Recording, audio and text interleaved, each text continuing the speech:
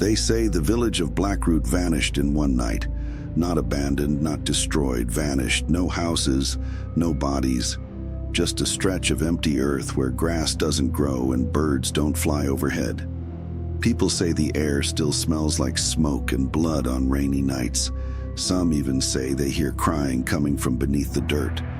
But this isn't about the village. This is about what caused it. About her. I first heard of the Blackroot legend while researching folk horror stories for my thesis. My professor warned me not to go near Hollow's Field, the area where the village supposedly once stood. But curiosity is louder than reason when you're young and arrogant. I wasn't alone. Two of my classmates came with me. Isaac, a skeptic who thought ghost stories were stupid, and Lena, who just wanted an excuse to skip class. We arrived at Hollow's Field just before dusk. The sky was gray, the grass was yellow and dead. The wind didn't move the trees. The place felt like it was holding its breath. And then we saw it. In the center of the field was an old wooden cradle, blackened, burned, sitting in the middle of nothing. It rocked gently even though there was no wind. Isaac laughed, walked up and kicked it. The cradle stopped moving instantly, and then something laughed back. It wasn't human. It sounded wet, crooked, like bones grinding together. Lena screamed and spun around, but there was no one behind us, nothing in the field, just that cradle, and now the air smelled like burnt teeth. I pulled out my phone to record, but the screen was just static. I tried to speak, but something in my throat tightened like it didn't want me to talk. Isaac suddenly froze. His eyes rolled back, and blood started dripping from his nose, then his ears, then his mouth.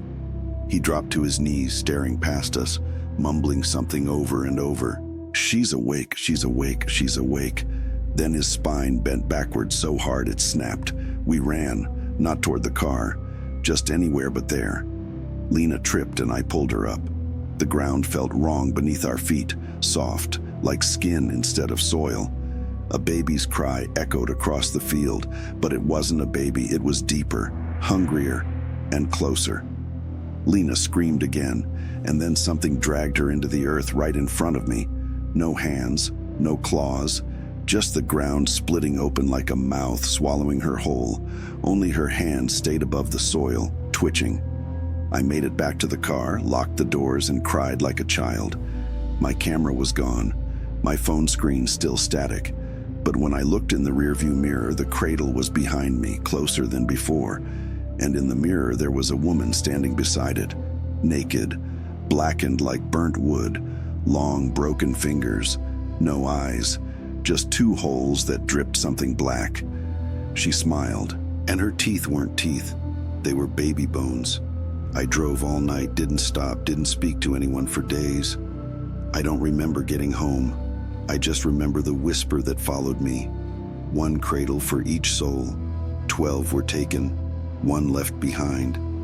A week later, Lena's body turned up in my apartment, folded, stuffed into the laundry machine, her mouth sewn shut with thread made of hair.